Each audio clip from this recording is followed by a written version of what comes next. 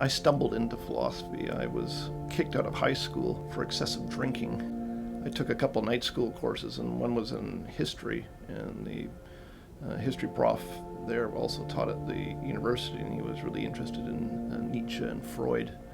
And this was sort of mind-blowing to me. I'd always wanted to be a civil or aeronautical engineer, and to sort of be presented with these ideas was really interesting, and sort of down the path to philosophy. I started reading on my own after that and was hooked. Took a philosophy course in first year of college and had a really great prof there. He would just come in every day, stick the boots up on the table and start arguing with us. He had no sort of lectures. He would just try to beat us into believing something like we're all selfish, there's no God or anything, and he wouldn't give up until all of us surrendered.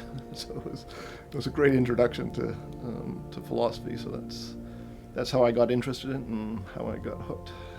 Philosophy, study of being in general.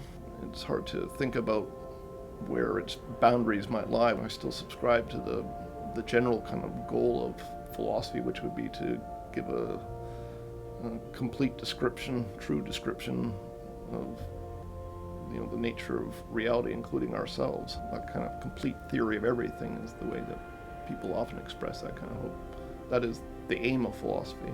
I have research interests in sort of three main areas.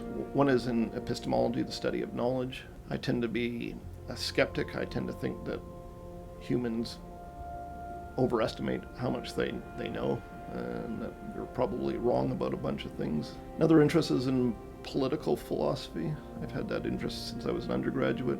I'm sort of interested in what makes for a good society and what sort of fundamental principles should govern our society. And the final interest is in ethics and emerging technology. So I've written on genetic engineering, artificial intelligence, and so on.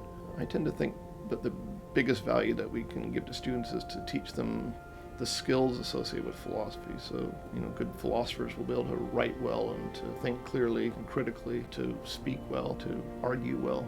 These are all sorts of skills that you need to do philosophy well, but they also serve you in your non-philosophical life. I think the real value in philosophy lies in this idea of acquiring these skills.